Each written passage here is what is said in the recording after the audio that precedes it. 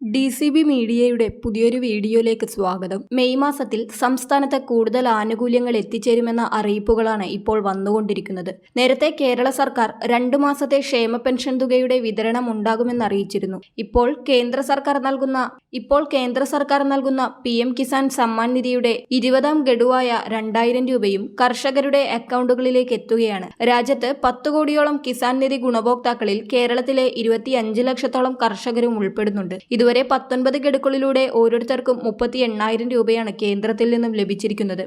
ഇനി വരുന്ന 20ാമത്തെ ഗഡുത്തുകയായ 2000 രൂപ 2025-26 സാമ്പത്തിക വർഷത്തിലെ ആദ്യ ഗഡു കൂടിയാണ്. ഏപ്രിൽ, മെയ്, ജൂൺ, ജൂലൈ മാസങ്ങളിലെ ഗഡുത്തുകയാണ് ഇനി എത്തുക.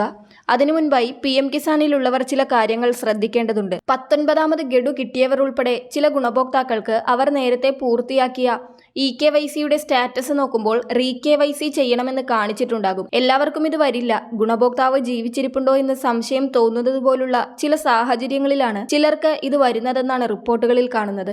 ഇങ്ങനെ വീണ്ടും KYC പൂർത്തിയാക്കണമെന്ന് നിർദ്ദേശം ലഭിക്കുന്നവർക്ക് അത് മുൻപ് ചെയ്തതുപോലെ ഫോണിൽ വരുന്ന OTP ഉപയോഗിച്ച് പൂർത്തിയാക്കുവാൻ സാധിക്കുകയില്ല. അടുത്തുള്ള അക്ഷയ CSC സെന്ററുകളിൽ ചെന്ന് ബയോമെട്രിക് KYC ചെയ്ത് ഇത്തരം പ്രശ്നങ്ങൾ പരിഹരിക്കാവുന്നതാണ്. നിങ്ങളുടെ സ്റ്റാറ്റസ് ചെക്ക് ചെയ്യുമ്പോൾ eKYC ഓൾറെഡി ഡൺ എന്നൊക്കെ കാണിക്കുന്നവർ വേറെ ഒന്നും ചെയ്യേണ്ടതില്ല. അവർക്ക് അടുത്ത ഗഡു വരുന്നതിന് തടസ്സമൊന്നുമില്ല. കിസാൻ നിധിയിലെ ഗുണഭോക്താക്കൾക്കുണ്ടാകുന്ന സംശയങ്ങൾക്ക് ആരെ വിളിക്കണമെന്ന് എല്ലാവർക്കുമുള്ള ഒരു സംശയമാണ്. അതിന് കേന്ദ്ര സർക്കാർ ഇപ്പോൾ ഒരു പ്രതിവിധി PM കിസാന്റെ ഔദ്യോഗിക പോർട്ടലായ pmkisan.gov.in കൊണ്ടുവന്നിട്ടുണ്ട്.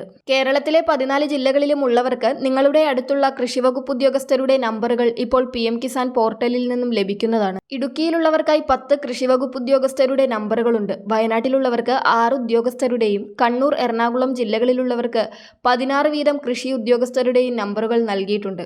അതിനാൽ ഏതെങ്കിലും ഒരു ഹെൽപ്പ് ലൈൻ നമ്പർ നൽകി അതിൽ വിളിച്ചാൽ മിക്കപ്പോഴും എൻഗേജ്ഡ് ടോൺ ലഭിക്കുന്ന അവസ്ഥ ഇനി ഉണ്ടാകില്ല. നിങ്ങളുടെ ജില്ലകളിലെ ഫോൺ നമ്പറുകൾ കിട്ടുവാൻ pmkisan.gov.in വെബ്സൈറ്റ് ഓപ്പൺ ചെയ്ത് അതിൽ നിങ്ങൾ search your point of contact അഥവാ POC എന്ന ബോക്സ് ക്ലിക്ക് ചെയ്യുക.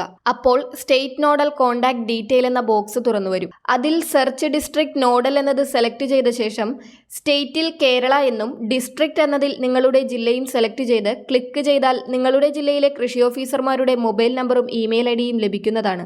നിങ്ങളുടെ കിസാൻ നിധിയുമായി ബന്ധപ്പെട്ട സംശയങ്ങൾക്കുള്ള മറുപടികളും പരിഹാര മാർഗങ്ങളും അവർ കൃത്യമായി നൽകുന്നതായിരിക്കും. കിസാൻ നിധിയുടെ 20ാം ഗഡുവിന്റെ വിതരണം 2ാം മാസമായ മെയ് മാസത്തിന്റെ ഒടുവിലോ 3ാം മാസമായ ജൂൺ മാസം ആദ്യമോ ഉണ്ടാകുമെന്നാണ് ഇപ്പോൾ വരുന്ന ചില സൂചനകൾ. ഈ ഒരു സാഹചര്യത്തിൽ തന്നെയാണ് സംസ്ഥാന കൃഷി വകുപ്പ് ലോകബാങ്ക് സഹായത്തോടെ ആവിഷ്കരിച്ച കേര പദ്ധതിയിൽ റബ്ബർ, ഏലം, കാപ്പി കർഷകർക്കായുള്ള സബ്സിഡി വിതരണം ഈ വർഷം തുടങ്ങുമെന്ന റിപ്പോർട്ടുകൾ വരുന്നത്. റബ്ബർ കർഷകർക്ക് 75,000 രൂപ ഹെക്ടർ ഒന്നിന് സബ്സിഡി കിട്ടും. ഏലത്തിന് ഹെക്ടർ ഒന്നിന് 1 ലക്ഷം രൂപയും കാപ്പിക്ക് 1,10,000 രൂപയും സബ്സിഡി അനുവദിക്കും. റബ്ബറിന് 5 ഹെക്ടർ വരെയും ഏലത്തിന് 8 ഹെക്ടർ വരെയും കാപ്പിക്ക് 10 ഹെക്ടർ വരെയും കൃഷിഭൂമി ഉള്ളവർക്കാണ് സഹായം നൽകുക. കോട്ടയം, പത്തനംതിട്ട, എറണാകുളം, തിരുവനന്തപുരം, കണ്ണൂർ, മലപ്പുറം ജില്ലകളിലെ റബ്ബർ കർഷകർക്കാണ് സഹായം കിട്ടുക. കാപ്പിക്കുള്ള സഹായം വയനാട് ജില്ലയിലെ കർഷകർക്കും ഏലം സഹായധനം ഇടുക്കിയിലെ കർഷകർക്കുമാണ് ലഭിക്കുക.